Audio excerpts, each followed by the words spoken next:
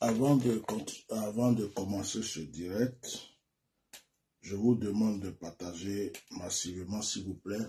Je suis en train de faire mon partage comme d'habitude. Quand je vais finir le partage, je vais vous parler. Bon, moi, je ne peux pas dire que je ne suis pas adepte de football. Ça ne veut pas dire que je ne regarde pas. En fait, le football, ce n'est plus trop mon truc. Je ne suis pas adepte de football. Ça veut dire que je ne suis pas à fond. Je ne suis pas supporter à 200 degrés, 300 degrés de qui que ce soit. Souvent, je regarde le football quand il y a un match qui est intéressant. Comme il m'arrive de regarder des matchs de rugby, il m'arrive de regarder des matchs de basket, il m'arrive de regarder surtout des combats de boxe parce que c'est un sport que j'aime beaucoup. Le football, je trouve que ça prend trop l'esprit des gens, trop les pensées des gens, il y a trop de palabres, il y a trop d'embrouilles, il y a trop de trucs. Et depuis un moment, je suis un peu à l'écart. Je regarde de loin s'il y a un match qui m'intéresse, s'il y a quelque chose qui m'intéresse dans le truc, c'est-à-dire que s'il y a deux équipes qui jouent que ça m'intéresse, je peux aller jeter un coup d'œil. Mais avant, j'étais à fond. Je supportais la SEC Mimosa en tant qu'Ivoirien avant. J'étais un grand supporter de la SEC. Je me suis même battu à cause de la SEC. J'étais à fond à 200%. Jaune-noir, la SEC Mimosa. Alors, je n'ai pas l'habitude de faire des révélations concernant le sport ni le football. Ça ne m'intéresse même pas même. Ma tête n'est même pas dessus. Mon esprit n'est pas dessus. Mes pensées ne sont pas dessus. Je veux que les gens comprennent très bien ce direct. Je ne suis pas quelqu'un qui regarde, même la coupe, la CAN qui a commencé, je n'ai regardé aucun match. C'est des résultats qui sortent et puis les gens voient les résultats. On dit, oh, la Côte d'Ivoire a gagné, la Côte d'Ivoire a perdu. Moi, c'est tout. Je prends même pas mon temps pour ça. Donc, avant toute chose, avant de continuer à parler, je dédie ce direct-là, à mon frère, le prophète Eli Pada. Pour tous ceux qui ne savent pas c'est qui le prophète Eli Pada, les étrangers, des gens qui sont dans d'autres pays, qui ne sont pas ivoiriens, qui vont se demander, mais c'est qui le prophète Eli Pada? Le prophète Eli Pada est un jeune serviteur de Dieu, un jeune que Dieu a pris dans la rue, dans beaucoup de choses malsaines, qu'il a converti, qu'il a délivré et qu'il a amené à être son ouin. Le prophète Eli Pada était doté, et est doté du moins ça, d'une notion prophétique très forte. C'est quelqu'un qui a donné des révélations très précises et ces révélations se sont accomplies. Malheureusement, il a donné des révélations concernant le futur de la Côte d'Ivoire, concernant des événements qui risquent d'arriver en Côte d'Ivoire. Et ce jeune prophète a été convoqué plusieurs fois, mais il n'était pas présent parce qu'il s'est retiré pour prier. Et à notre grande surprise, le 31 décembre 2023, il a disparu. Pour tous ceux qui m'écoutent dans le monde entier, qui ne savent pas de qui je parle, il a disparu. Et il a disparu alors que nous savions que certaines autorités du gouvernement ivoirien le menaçaient déjà, l'envoyaient des convocations. Nous savons qu'il a reçu des appels anonymes de certaines personnes qui lui disaient qu'il allait mourir, qu'il allait avoir des problèmes. Et comme par hasard, le 31 décembre, il n'a pas pu faire sa veillée de prière avec son église, il a disparu. Alors qu'il venait de faire 3 mois de retraite spirituelle.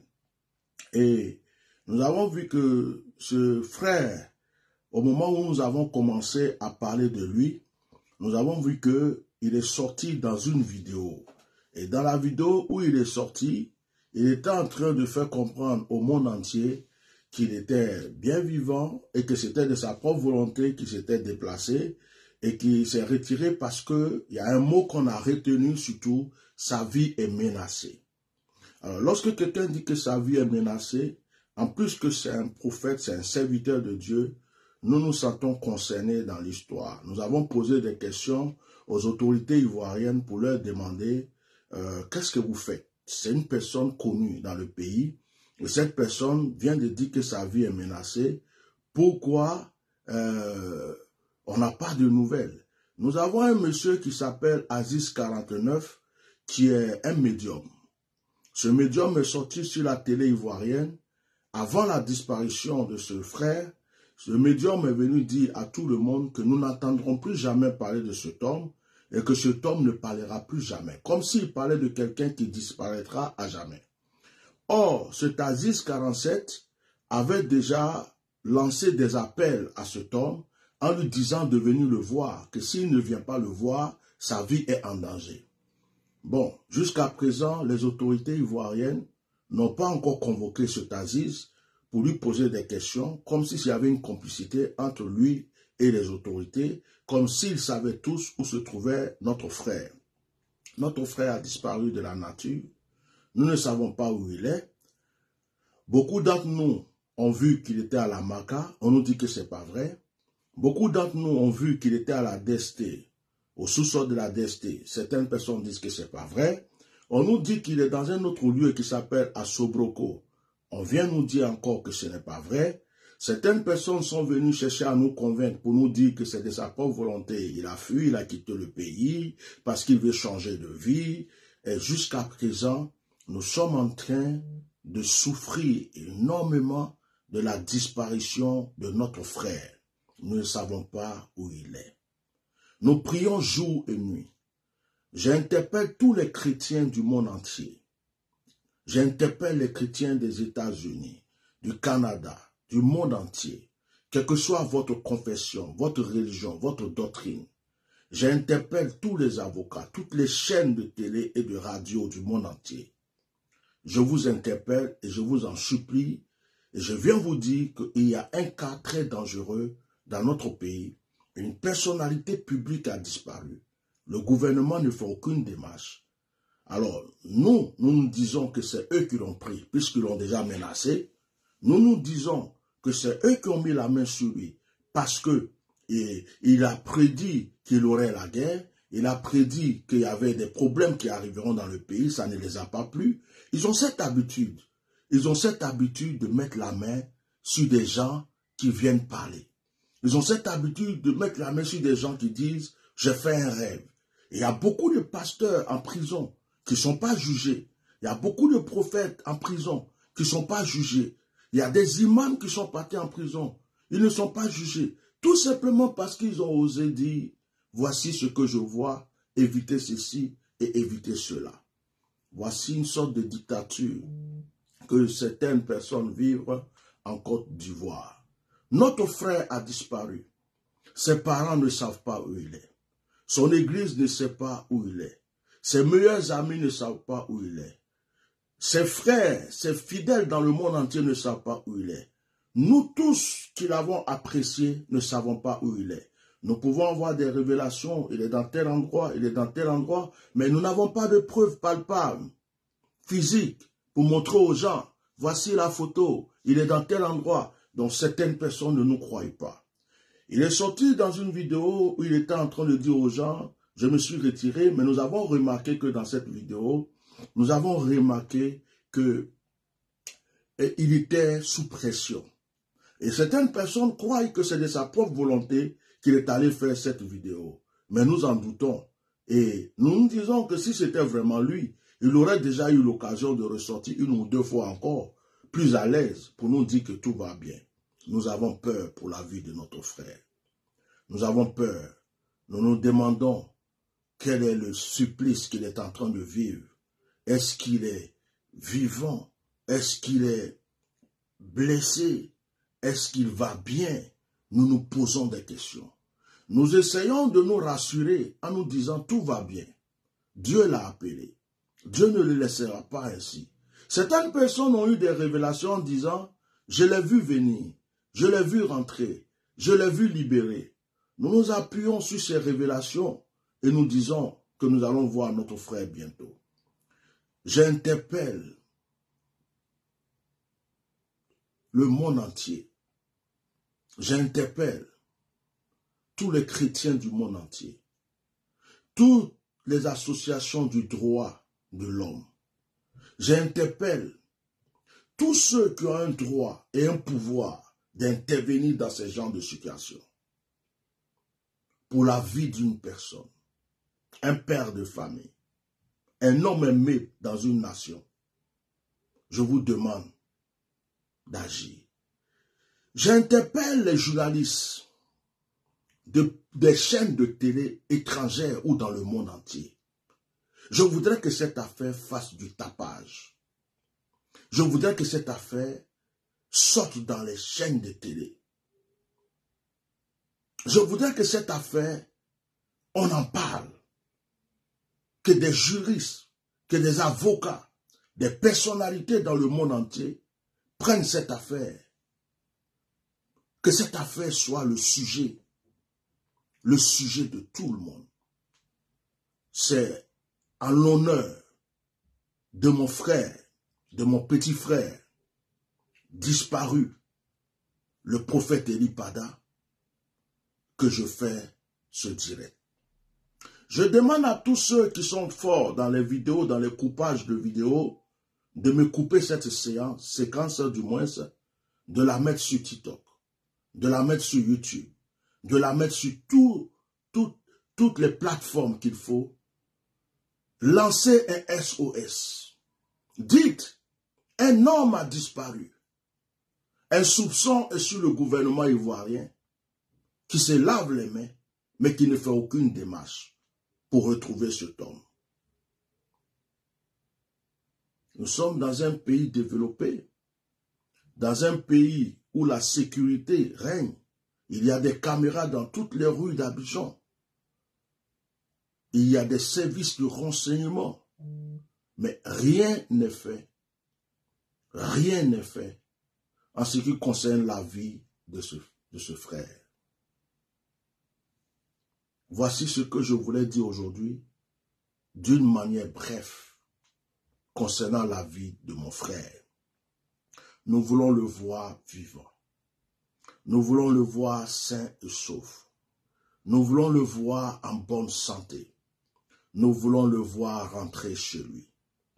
Nous interpellons tous ceux qui sont coupables, complices dans cette affaire, de libérer la vie de notre frère, car ils ont voulu que peut-être que ça soit une histoire qui passe dans le silence, mais hélas, nous avons déjà crié, nous sommes en train de crier, nous continuerons à crier pour la vie de notre frère. Que Dieu protège le prophète Eli Pada. J'interpelle mes frères musulmans du monde entier. C'est vrai que ce n'est pas un chrétien. J'interpelle mes frères musulmans du monde entier. C'est vrai que ce n'est pas un musulman. C'est un chrétien. J'interpelle mes frères juifs. J'interpelle le gouvernement français, le gouvernement américain, tous les gouvernements du monde entier. Ce problème peut créer des conflits en Côte d'Ivoire. Si vous avez des intérêts, si vous avez des biens, si vous avez des avantages en Côte d'Ivoire, levez-vous et réglez ce problème. Parce que ce problème est un feu qui va s'allumer. Tant que nous ne voyons pas la vérité, ça va s'allumer. Ça va s'allumer. Et quand ça va s'enflammer, les cœurs seront atteints. Et vous allez perdre tous vos intérêts dans ce pays. Que Dieu protège et bénisse la Côte d'Ivoire. Et que Dieu protège la vie de notre frère, prophète Eli Pada. De là où il est, que les anges veillent sur sa vie. Merci. Alors, chers frères et sœurs, j'étais très fatigué. Aujourd'hui, j'avais vraiment pas prévu de faire de direct dans la journée, à part mon direct pour le soir, pour la prière. j'ai même voulu laisser un communiqué pour dire à tout le monde que nous n'aurons pas de direct aujourd'hui. J'étais très fatigué, très fatigué. Mon corps ressentait vraiment la fatigue. J'avais même pas envie de me lever de mon lit. Ceux qui m'ont appelé pour les rendez-vous ont vu que ma voix était cassée. Mon corps est fatigué. Je suis vraiment fatigué. Je suis en train de rêver même en ce moment de voyager dans une île quelque part, dans un endroit quelque part, fermer mon téléphone, être dans la nature, au bord de la mer, au bord de je ne sais quoi, profiter de l'air fraîche, prier, oublier tout le monde, pendant au moins 5 jours, me ressourcer pour ressortir, parce que mon corps est fatigué. Et tout ce que j'ai en moi est fatigué, ma tête est fatiguée, tout est fatigué. En plus, nous sommes dans une période de jeûne pour notre frère. Certaines personnes pensent que quand il y a une forme, une corpulence comme moi, tu ne jeûnes pas. Il y a des gens qui pensent que, vous savez, ce qui m'a fait prendre du poids à moi, c'est le jeûne. Quand je jeûnais pas, que je faisais le sport, quand j'étais un moment à fond dans le sport, que je jeûnais pas trop, j'étais très musclé. Vous pouvez voir les photos. Mais le jeûne purifie le sang. Quand tu jeûnes beaucoup, si tu es quelqu'un qui a, dans ta généalogie, tu vois que ton papa avait la forme, ta maman avait la forme, ton sang, tes os sont costauds, le jeûne purifie. Quand tu jeûnes, tu maigris. Tu maigris au début, hein, mais ton sang se purifie et quand ton organisme est habitué, tu peux jeûner comme tu veux, même 40 jours, tu vas prendre du poids. Parce que ton sang est pur. Ton sang, ça veut dire que dès que tu goûtes quelque chose, ça te fait truc. Et vous voyez, alors qu'on ne peut pas jeûner tous les jours de notre vie. Donc quand vous voyez des gens qui sont en forme, et puis ils vous disent qu'ils jeûnent, ne croyez pas qu'ils ne jeûnent pas. Parce qu'il y a des gens qui sont nés pour être minces. Il y a des gens qui sont nés pour avoir une carrure. C'est pourquoi on fait le sport. C'est pourquoi on se prive souvent.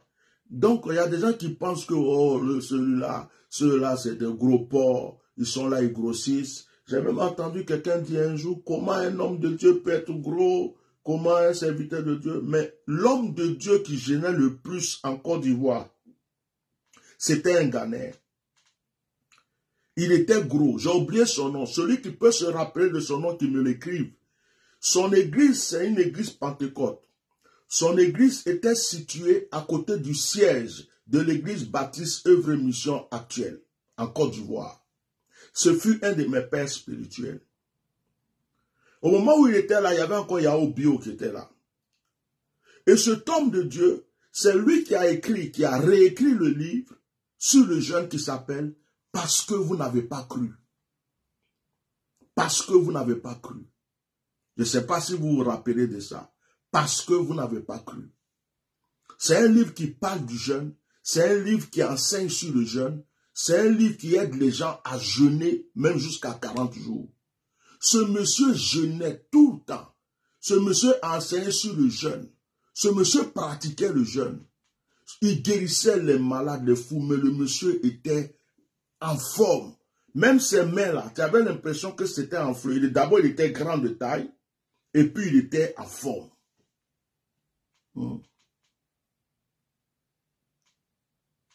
Vous comprenez?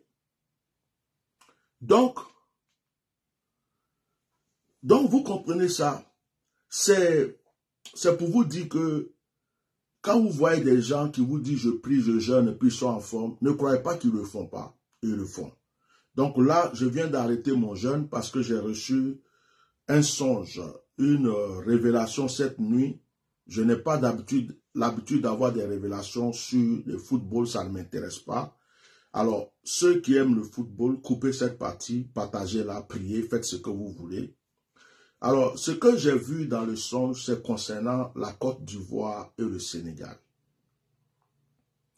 Je vous explique clairement ce que j'ai vu. Je ne vous ai pas dit que j'ai reçu une révélation, Dieu m'a montré que la Côte d'Ivoire va faire ça, le Sénégal va faire ça. Je viens vous expliquer le songe que j'ai eu.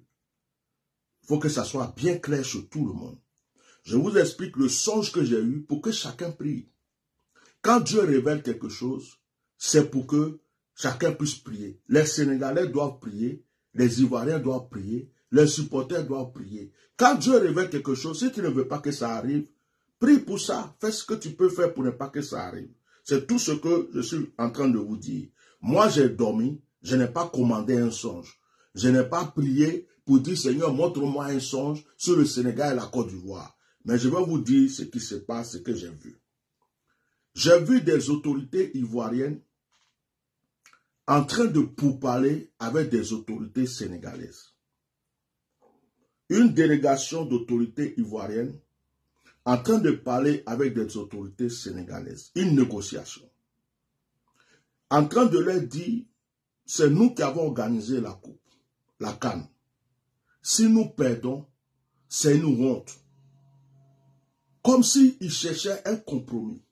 S'il vous plaît, dites à vos joueurs de nous laisser gagner. Nous nous proposons telle somme. Nous nous proposons telle somme. Nous nous proposons tel avantage. Chaque joueur aura ceci.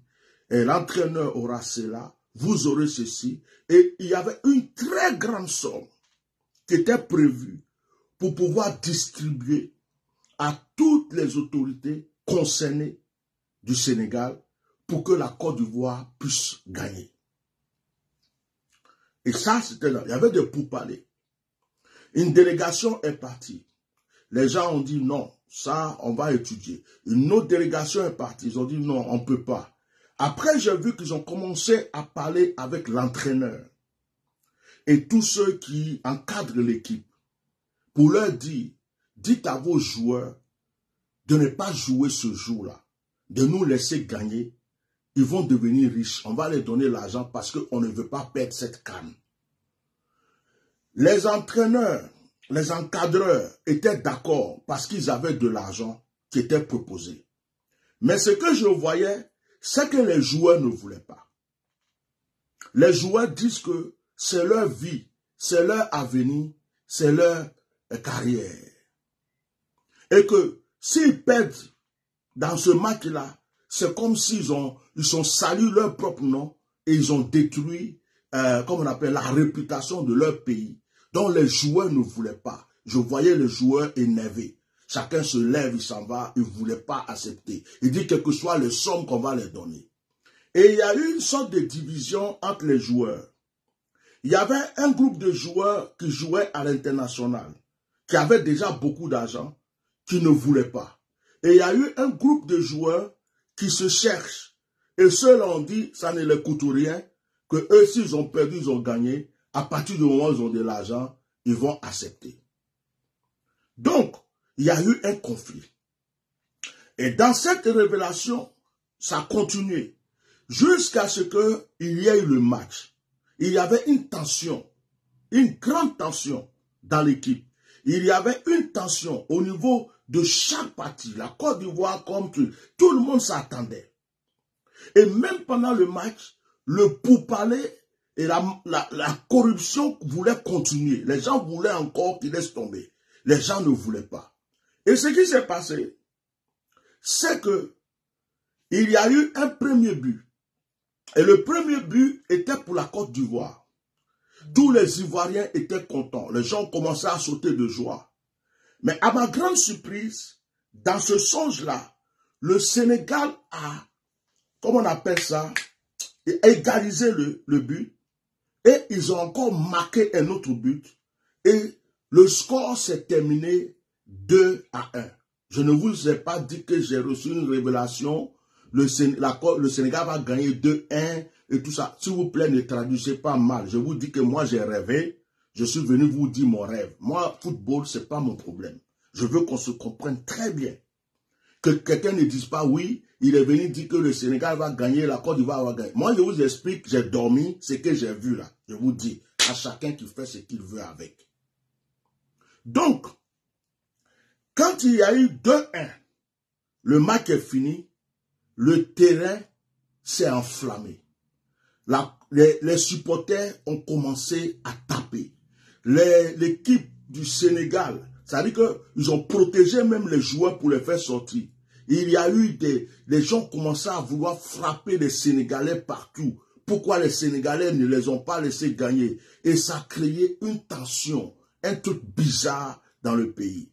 Je me suis levé. J'ai dit, mais ça ne me regarde pas. C'est une histoire de football. Moi, je ne m'occupe pas des histoires de football. J'ai autre chose à faire. Mais l'Esprit de Dieu qui est en moi me dit, il s'agit de ton pays. Tu vas juste prévenir. Va juste dire ce que tu as vu. Alors, tu te laves les mains. Si quelque chose arrive ou quelque chose n'arrive pas, tu as lavé tes mains. Ceux qui sont, s'il y a vraiment ça, ceux qui sont derrière vont savoir que Dieu est en train de montrer à des gens. Et si quelque chose arrive, ils ne pourront pas dire que ça n'a pas été prévenu. Mais je suis venu vous révéler ça juste pour le bien de ma nation. Pour vous demander qu'on prie. C'est du football. Le football, là, ce n'est pas la fin du monde. Je voulais dire à tous les féticheurs qui sont en train de faire des gris-gris, des fétiches et tout ça. D'ailleurs, je m'arrête un instant. Pour dire à tous ceux qui sont allés brûler la maison d'une maman hier, qui ont brûlé la maison d'une pauvre maman hier, pour dire que cette maman, c'est elle qui a fait que les Ivoiriens ont perdu. S'il vous plaît. Le football, ce n'est pas le fétichisme. Ce n'est pas la sorcellerie. Même si on croit au mysticisme dans nos pays, mais aller brûler la maison d'une maman, d'une femme pauvre, son endroit où elle dort, en disant que c'est elle qui a avalé le terrain spirituellement. Je demande à tous ceux qui ont fait ça de commencer à se cotiser pour reconstruire la maison de cette femme. C'est une malédiction que vous avez déposée sur votre vie. Je demande au gouvernement ivoirien d'intervenir avec un peu d'argent, de reconstruire une petite maison pour cette femme rapidement.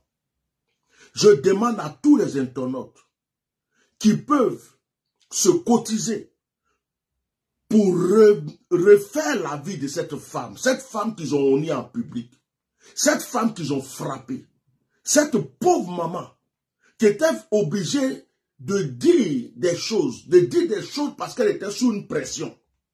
Cette pauvre maman qu'on accuse en Côte d'Ivoire en disant que c'est à cause d'elle que les Ivoiriens ont perdu. Je demande à tous les cyberactivistes, tout le monde, d'agir pour cette maman. Ce n'est pas de sa faute, ce n'est pas elle.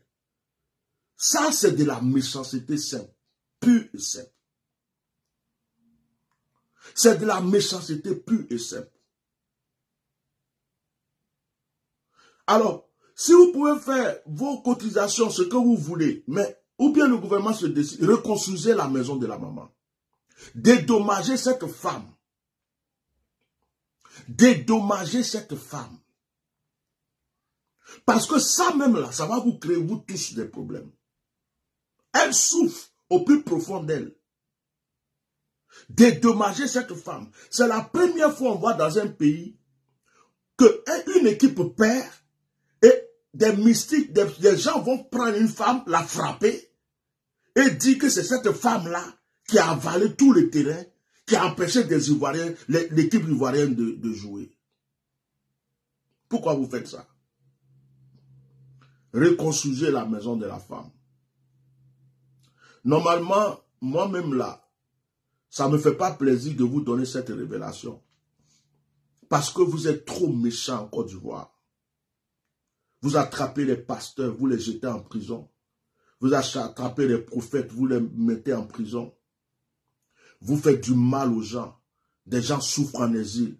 Dieu devrait vous frapper. Mais si j'ai donné cette révélation, ce que j'ai vu, ce songe, c'est pour sauver la vie de certaines personnes qui vont dire je m'en vais au terrain. Et puis après, il y a une bagarre, ils vont mourir pour rien. Ou des gens qui ne savent pas ce qui va arriver. C'est pour sauver la vie de certaines personnes. C'est tout. Sinon, s'il s'agit des autorités de certaines personnes, franchement, je n'ai rien à vous dire. Mais la femme que vous avez brûlé sa maison là, et on a un gouvernement qui est là, une autorité qui est là, qui voit des jeunes, des gens, aller brûler la maison d'une pauvre maman, en prétendant que c'est elle qui a fait que l'équipe de Côte d'Ivoire a perdu. Et les gens ne disent rien. La police ne dit rien. La gendarmerie ne dit rien. Voilà le pays dans lequel on est. C'est vraiment devenu autre chose. Ma fille qui a 6 ans dit le monde est foutu. Effectivement, le monde est foutu. Le monde est foutu. Et il y a des gens qui acceptent ça. Des imams, des pasteurs, des autorités du pays, des personnes qui sont instruites, qui sont là à l'école, qui ont des diplômes. Ils acceptent qu'on aille frapper une vieille femme, brûler sa maison, là où elle dort, une misérable femme, une pauvre femme, on va la frapper, détruire son nid, peut-être même que c'est une veuve, une malheureuse, une pauvre femme qu'on devrait aider à s'en sortir dans la vie. On prétend que c'est elle qui a fait perdre une équipe nationale. Vraiment, c'est honteux. Et maintenant, les gens disent que c'est parce qu'on l'a attrapé que le Maroc a gagné. Mais moi, je vais vous poser une question. Vous n'avez pas honte? Vous êtes obligé qu'un autre pays gagne pour que vous restez dans la compétition. Ce n'est pas une honte, ça. Tous les féticheurs, les médiums, les mystiques, les charlatans, les féticheurs, tous vos sacrifices humains, sacrifices de bœufs, sacrifices de moutons, tout ce que vous avez fait dans le pays là, n'a pas servi à vous faire gagner. Une pauvre femme qui est dans un village, qui souffre, qui n'a rien à manger, c'est elle seule qui peut lutter contre tous vos gris-gris, vos marabouts, vos féticheurs, vos mystiques. C'est elle seule qui a pu les vaincre tous. Et vous partez brûler sa maison. Quelle méchanceté! Vous n'avez pas honte? Vous avez besoin que le Maroc gagne pour que vous soyez dans la compétition. Vous êtes en train de sauter de joie. Vous allez applaudir le Maroc. Vous partez sauter gauche à gauche. Mais moi, j'ai honte à votre place. J'ai honte à votre place. Il y a un envoûtement terrible qui est en vous. Vous n'avez pas honte. Votre propre ballon, là, vous ne pouvez pas jouer pour gagner.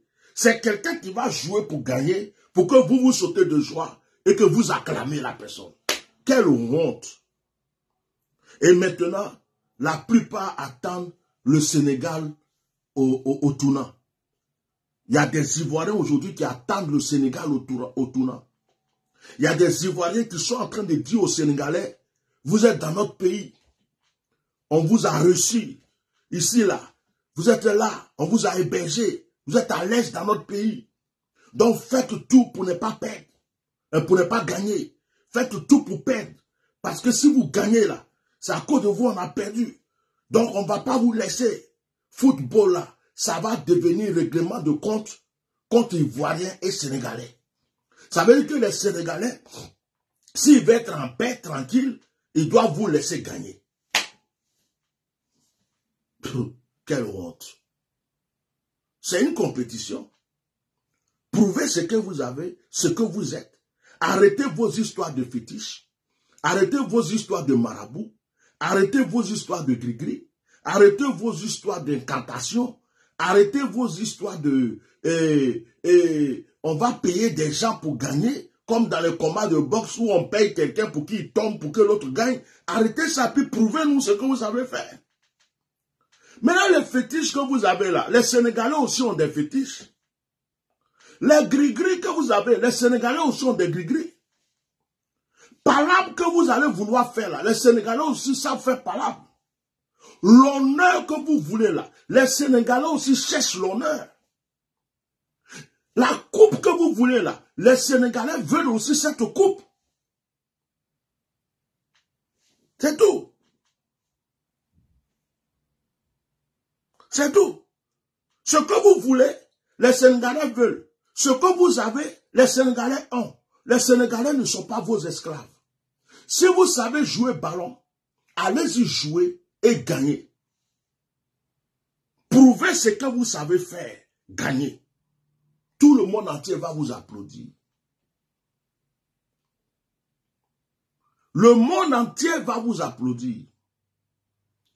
Mais n'allez pas rentrer dans des choses bizarres et puis croire que des gens vont prendre la coupe pour vous donner. Votre comportement même avec le Maroc prouve déjà que, coûte que coûte, tout ce que vous voulez c'est la coupe.